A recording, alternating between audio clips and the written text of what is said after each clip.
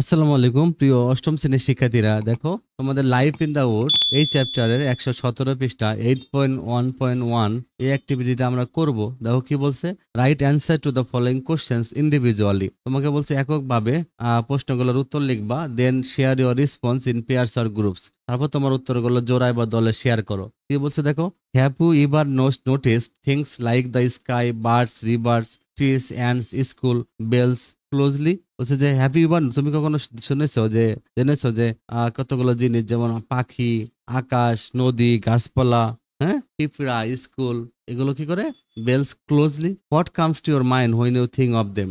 How do you describe your feelings about them? You can write your feeling in the following way, one is given as an example. তবে তিনটা প্রশ্ন আছে, আমাদের তিনটা প্রশ্নের উত্তরটা লিখতে হবে। দেখো যে have you ever notice things like the sky, birds, rivers, trees, ants and school bells closely. Sorry, সেক্ষেত্রে দেখো have you ever notice things like the sky, birds, rivers, trees, ants and school bells closely.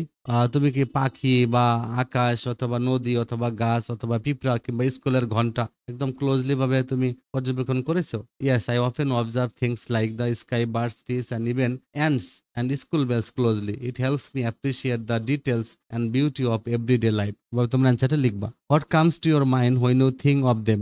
তুমি যখন এটা চিন্তা করো তখন তোমার মনে কি আসে? তার মানে স্কাই যখন চিন্তা করি তাহলে ফ্রিডম অ্যান্ড ভাস্টনেস মনে হয় আমার কাছে। বার্ডস হলো natural beauty and songs.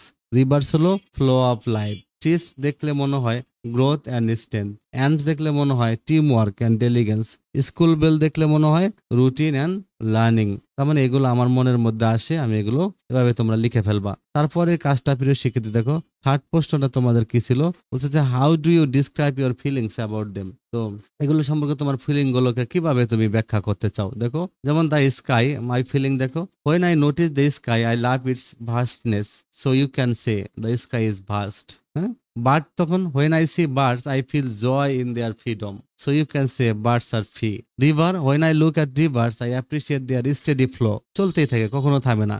You can say rivers are continuous. হ্যাঁ, দেখো এখানে প্রিয় শিক্ষার্থীরা, এখানে কিন্তু ওরা একটা দিয়ে দিছে, একটা করে দিছে যে so I notice in the sky I love its vastness, so you can say the sky is vast. তাহলে এভাবে তোমাদের সবগুলো লিখতে হবে, ঠিক আছে?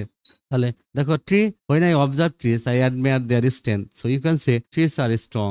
And when I watch ants I am amazed by their teamwork. So you can say ants are cooperative. মানে ants হলো সহযোগী, বন্ধুত্ব ভাবাপন্ন। The school bell, when I hear the school bell, it reminds me of order.